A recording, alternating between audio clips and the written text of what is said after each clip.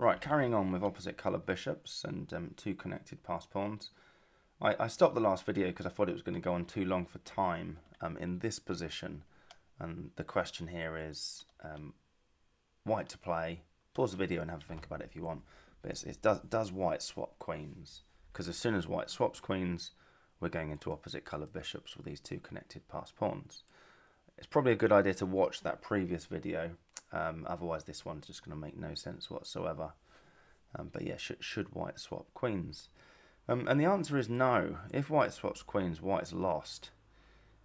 And this particular pair of connected passed pawns, they are what Jesus de la Villa calls a very special pair of pawns, because the correct defensive setup for white, once the pawns have got to the black's fifth rank, would be to have your bishop on this diagonal and your king on e2. But what we saw happen in the previous video, I sort of let Stockfish have a go at it, is that black doesn't bring this pawn forward straight away, just leaves them leaves them here and here, and then marches the king down, and the white bishop just hasn't got enough space. So on this particular set of pawns, I mean there's obviously 7 combinations of connected passed pawns across the chessboard. It's when you've got a central and a bishop's pawn, and the defending bishop in the right defensive setup when the pawns have reached the 5th rank ends up in the corner, it's not good enough. And that means that white has to get the right defensive procedures setups already in place when these pawns are on this rank, which would be the king on f3 and the bishop shooting on this diagonal. And white just doesn't have time to do it in this particular case unless they get some help from black. So the king desperately tries to get across. Note, by the way, in all of this that white's got an extra passed pawn, but it's meaningless because this bishop's already on a pretty, this is a pretty decent diagonal already. So at any given time, if this moves, the black bishop just takes it. Anyway, so the white king tries to get across. Black king comes in. King d1. Now at this point, actually, with a bit of cooperation from black, white is going to get the right defensive setup. So if black just sort of carelessly pushes this pawn, you can come into e2 with tempo, hitting the bishop, and as soon as that bishop moves, I know, back to b6, we've got the right defensive setup. We've got exactly what we need. So black has to be a bit careful. King g5, better move. Come in and hit the bishop, and now we can play king f4, protect the bishop that way. And there's just nothing that's going to stop this pawn getting to e4. It's just lost. I mean, the game continued. White just gave up this pawn, and it carried on like this. I mean, white can't even get their bishop into the corner to get lost. So we'll just, it finished there. Black resigned. Right, next, same sort of question really. Black to play. Pause the video. Have a think about. I would say you're at a crossroads. There's a couple of very important, a couple of very obvious decisions that we could make here as black. I mean, our f5 pawn's about to drop. Attempts to defend it are obviously completely useless. King e6, I presume, rook a6 check, and then king takes f5. That looks pretty damning for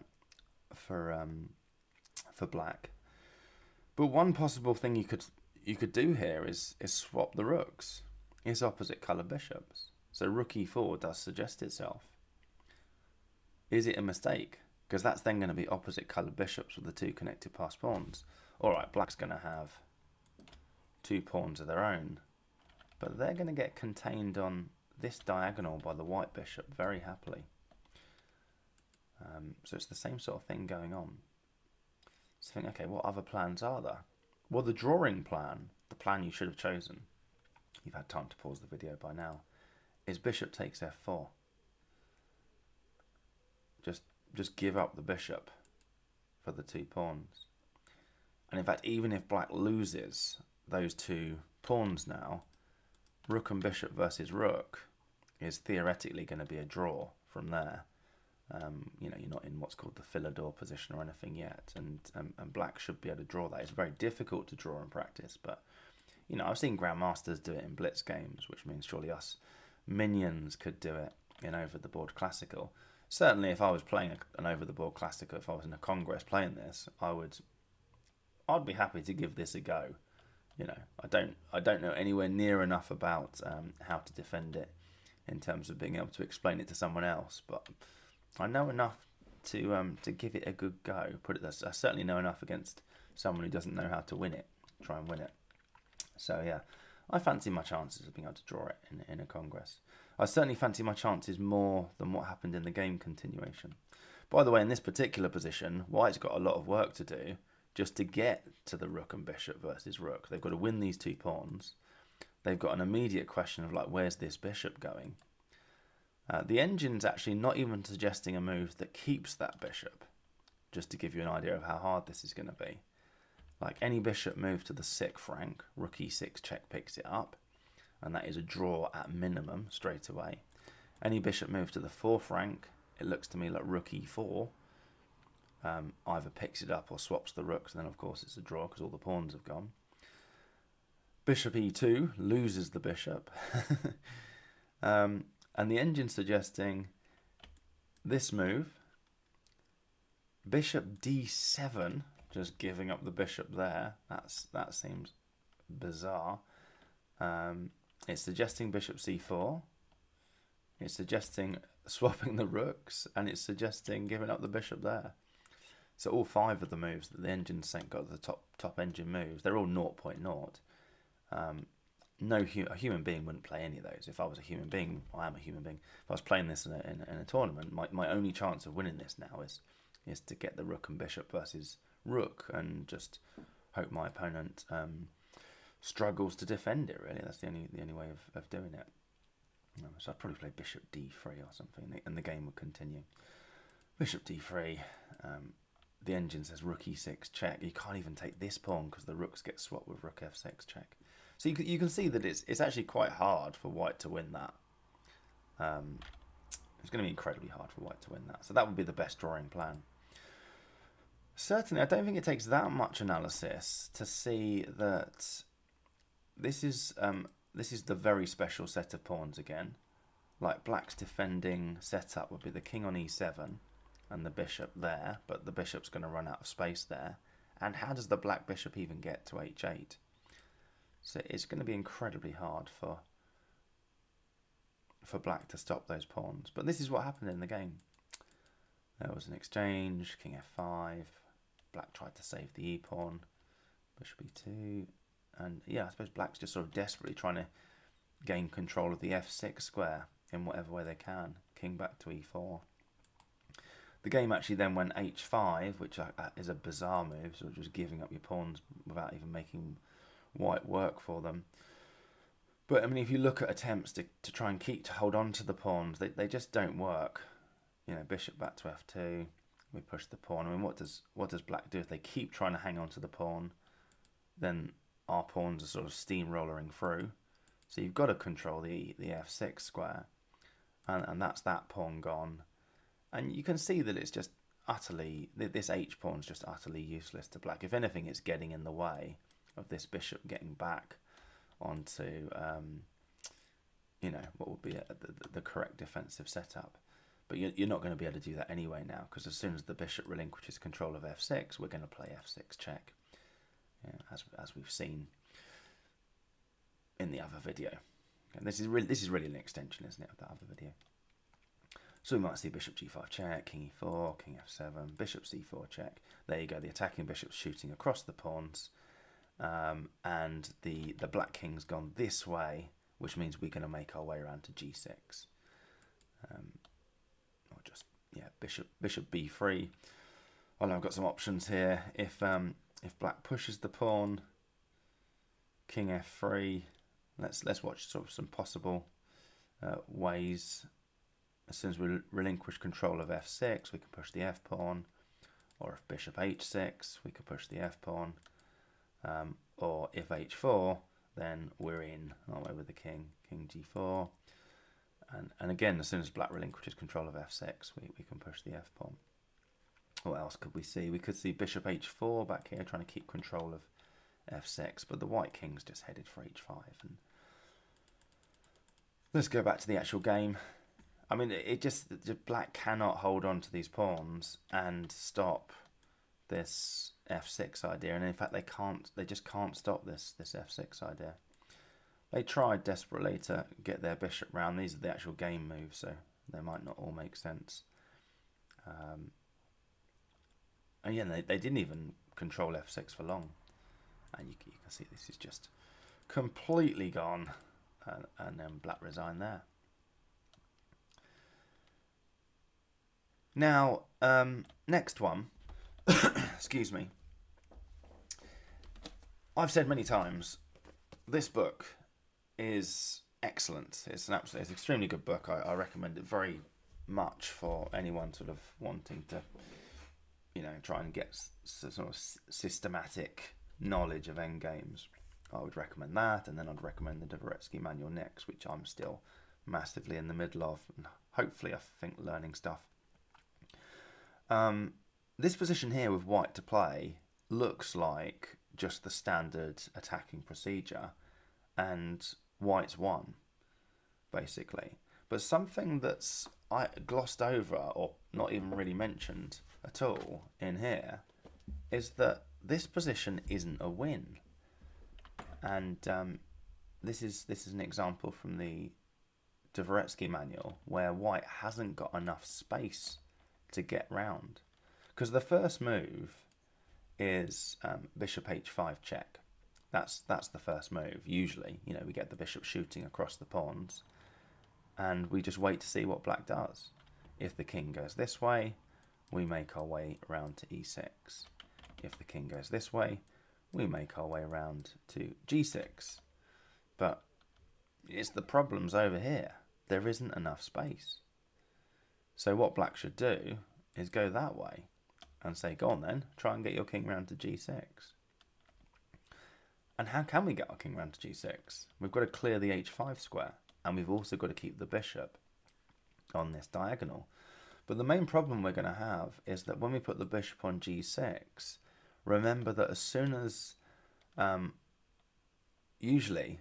black relinquishes control of f6, that's when we can play f6 check. But the problem we're going to have is that our bishop is going to be hanging in one of those lines. Usually it's back here. We'll see it soon, actually, but in one of the lines the bishop's going to be hanging. Anyway, so black just maintains control of f6. This is very instructive to see how black defends this. Bishop back here, and there's just no way for the white king to get in. Okay, so if we see bishop h7, trying to get the king into g6, then black can just play king f7. So there's just not enough space to get in. Black just, as soon as you play king h5, if you try and get the king in this way, as soon as you play king h5, black plonks the bishop back to g7. You think, all right, I'll get the king in that way. It's like, you won't. And there's no way to make progress. So white might try and be clever and set it up so the king goes ahead. So instead of bishop h5, we could try king g4. Black just keeps control of f6. Here's king h5. And this time the black king goes this way, because the white king isn't going to make its way around to, well, it might change its mind, but then black's got lots of time to go and do the other defensive plan that we've just seen. The white king can't get around to e6. So how does white make progress here?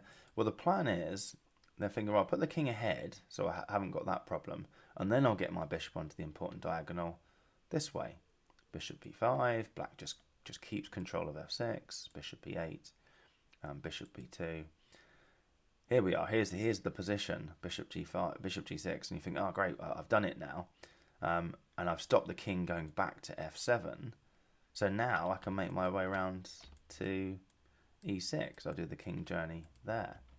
But watch what happens. Black just keeps control of f6, just keep control of f6, and as soon as the white king leaves the defense of the g6 bishop, that's when we can actually come back to set up the right defensive formation.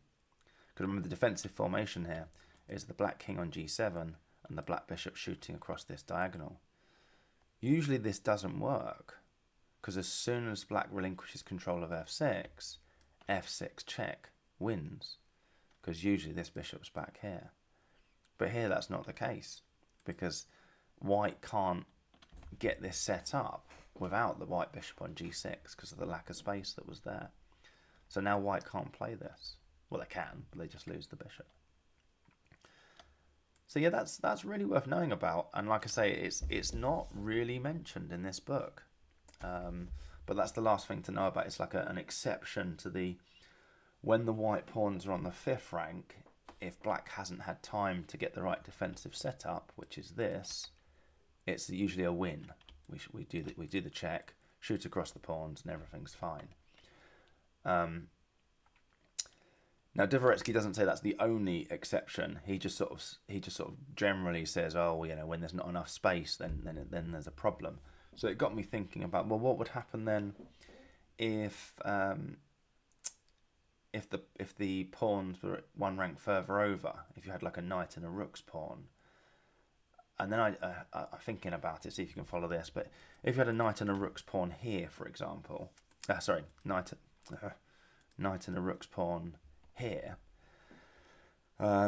Remember, with a knight and a rook's pawn, there's an even bigger problem. So I guess the analogy that we've got a dark squared bishop, and there's not enough space, so the black king can just sort of sit quite happily on c7. But if we've got a dark squared bishop, then the defending side's got a light squared bishop. And remember, with the light squared bishop, when this knight and rook's pawn even get up here, there are 2 possible defensive setups that I covered in the first video. Yeah, so that's everything on opposite colour bishops with 2 connected passed pawns. I probably could have done this video at the end of the last one, but so somewhere in those 2 videos is cobbled together is everything we need to know about that.